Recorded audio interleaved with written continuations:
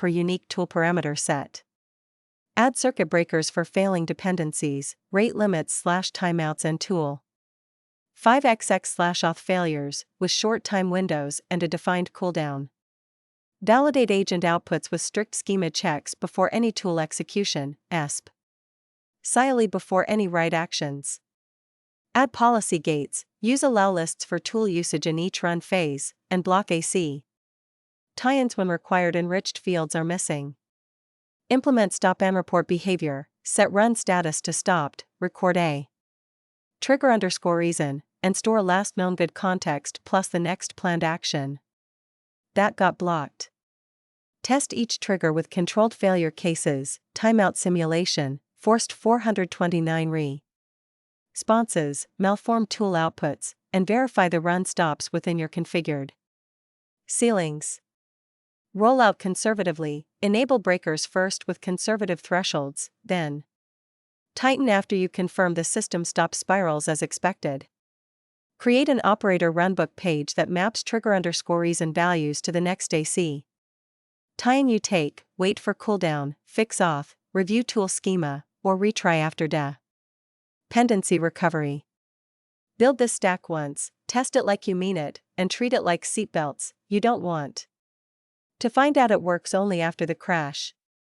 Copyright P2R Collective 2026-40 Chapter 6. Building observability for every agent. Step. Instrument runs with logs, traces, metrics, and runbooks. So you can debug fast under pressure. Why? Our agent workflow fails at 2:13 a.m. and the only thing you can see is it didn't work. That's not observability, that's guessing with extra steps. When you instrument every agent step, you stop hunting through vague errors and start answer real questions fast: what happened, where it happened, how long it took, and what to do next. Miguel, 45, Incident Commander Energy, has exactly zero patience for dashboards that don't explain incidents. He doesn't need insight. He needs proof, the inputs, the tool calls, the model behavior signals you can trust, and the exact step where the run went off the rails. This chapter gives you a practical way to wire that proof into your run so you can debug under pressure without burning the whole team. You'll implement this with the 3-lens telemetry model, logs for what happened, traces for how it flowed, and metrics for whether it's healthy. Then you'll attach run books so the right person can act without reinventing the wheel mid-incident. The 3-lens telemetry model, logs, traces, metrics, plus runbooks. You need 4 ingredients to make debugging survivable: event-level logs, end-to-end traces, time series metrics, and a runbook that turns signals into actions. Structured logging, JSON logs. Log every agent step with consistent fields like run_ID, step_name, input_hash, tool_name, and outcome. Use your logger in the agent runner or workflow engine. Most stacks can emit JSON without extra cost. If you can't filter and search quickly, you'll drown. Copyright P2R Collective 2026-41 Distributed Tracing, OpenTelemetry. Capture spans for each step, prompt generation, tool call, API request, model response, and post-processing.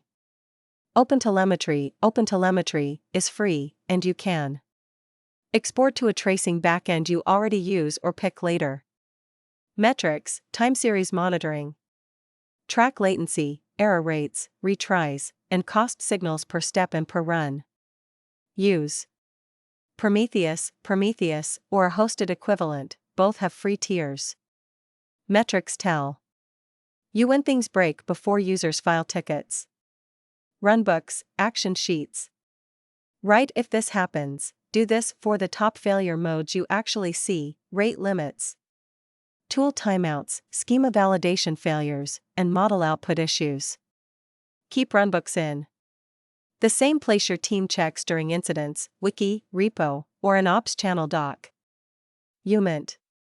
It costs time up front, it saves hours later.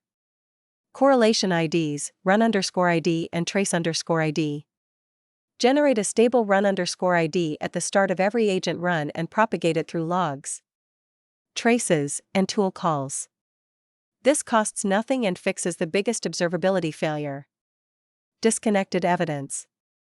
A workflow runner that supports step hooks. Use step-level instrumentation points in your workflow engine. For example, N8N has nodes and execution contexts you can instrument. If you can't attach logs and spans per node, you'll end up with one giant blob. Practical takeaway: logs tell you what happened, traces tell you how it moved, RICs tell you whether it's trending bad, and runbooks tell you what to do when you see it. Build observability that survives incidents, logs, traces, metrics, and runbooks. 1. Assign a run_ID at the start of every agent run and persist it everywhere you can. Outcome: you can search one run_ID and find its logs, its trace, its tool calls, and its final result. If you skip this, you'll spend nights stitching fragments together. 2. Instrument every agent step with structured logs that include step_name, duration_ms, and outcome. Copyright P2R Collective 2026-42 Outcome: you can answer which step failed without reading raw model text. Use consistent fields like step_name, tool_name, HTTP_status, if applicable, and error_class. 3. Log inputs safely, store references, hashes, and redacted summaries instead of full secrets or raw payloads. Outcome: you can debug without leaking tokens or customer data. Include input_hash so you can correlate same input, different output without storing everything. 4. Add trace spans around every external boundary, each model call and each tool/API call. Outcome: your trace shows where time went and which hop broke. If a tool call stalls, the trace exposes it immediately instead of hiding it behind a generic timeout. 5. Propagate trace_ID and run_ID into every tool call and model request. Outcome: the downstream system includes correlation IDs in its logs, so you can see cross-system causality. If you don't propagate IDs, you'll only debug your side and still miss the real root cause. 6. Emit metrics per step, request_count, error_count, and latency, both P50 and P95. At minimum. Outcome: you can detect failures and slowdowns as trends, not as surprises. Track metrics by step_name and model/tool target, not just the whole workflow. 7. Add cost-related metrics tied to observable events, token usage and tool call counts. Outcome: you can debug why did this spike without guessing. If your model wrap per returns token counts, record them per run_ID and per model call span. 8. Define and record explicit error classes, not just error messages.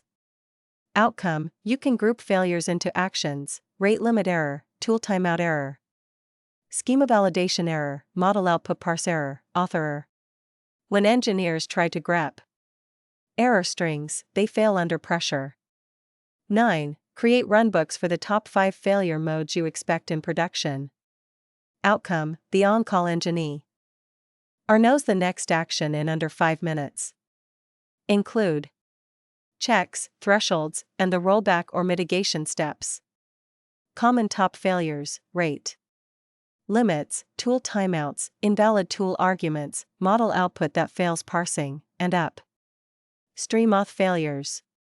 Copyright P2R Collective 2026-4310. Wire runbooks to the signals that trigger them. Outcome: when metrics or logs show an error class spike, the runbook link appears in your incident workflow or dashboard notes. If you keep runbooks in a random folder, they don't exist when you need them.